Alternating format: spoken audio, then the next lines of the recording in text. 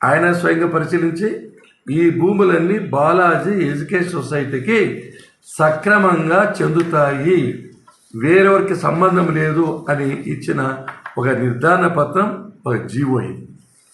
దీని తర్వాత తహసీల్దార్ గారికి ఒక ఎంక్వైరీ చేయమని ఇచ్చారు.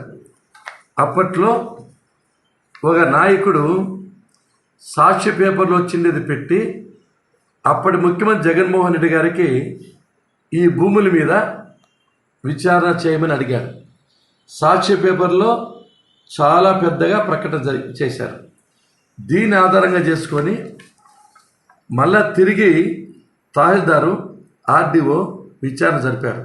ఎందుకంటే సీఎంఓ నుంచి వచ్చింది కాబట్టి నిర్ధారణ చేయాలని చెప్పి విచారణ జరిపితే దీనిలో కూడా ఈ భూములన్నీ బాలాజీ ఎడ్యుకేషన్ సొసైటీకి సంబంధించినవి సక్రమంగా ఉన్నాయి, సైఫుల్లా అమ్మారు, వాళ్ళు కూడా భూములకి సక్రమంగా ఉన్నాయి, దీంట్లో ఏ కులానికి ఏ కుటుంబానికి సంబంధించిన లేవు అని చెప్పి నిర్ధారణ చేసి ఇది తహసీల్దార్ 149/2020 డేటెడ్ 22/12/2020.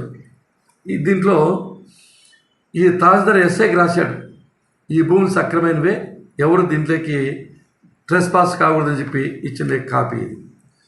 తర్వాత కలెక్టర్ గౌతమి మేడం 21/12/2023 దీనిలో అసైన్మెంట్ ల్యాండ్స్ లేవు, అన్నీ పట్టా భూములే అని ఆమె కూడా డిక్లరేషన్ చేసి ఇచ్చిండే కాగితం ఇది కూడా దీంతో జతపరుస్తున్నారు. అంటే కోర్టులో ల్యాండ్ సీలింగ్లో భూమి పోయింది, పట్టాలు ఎగిరిపోయాయి, ఇవి కరెక్టా కాదని చెప్పి ఆర్డీఓ ఇచ్చాడు, తహసీల్దార్ ఇచ్చాడు, కలెక్టర్ ఇచ్చారు. ఇన్ని ఇచ్చిన తర్వాత కూడా మళ్ళీ ఇల్లు లేనిపోయిన ఆరోపణలు చేస్తున్నారంటే ఇది కరెక్ట్ అని పద్ధతి కూడా కాదు. తర్వాత మా మీద అక్రమైన కేసులు బనాయించారని చెప్పి లేనిపోని చెప్పారు. మాకు అక్రమైన కేసు బనాయించే అవసరం ఏముంది? ఎవరికైనా ఇబ్బందులు ఉంటే ఆర్చి తీర్చోవాలి. మేము కేసులు పెడతాము. ఎందుకు కేసు జరిగిందంటే వీళ్ళకు పదే మీకు హక్కు లేదని చెప్పిన భూముల్లోకి వచ్చారు.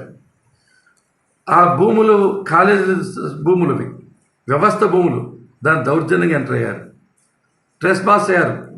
328 పోల్స్, తర్వాత దానికి ఇచ్చిన లైనింగ్ ఫెన్సింగ్ దాన్ని పగలగొట్టేశారు.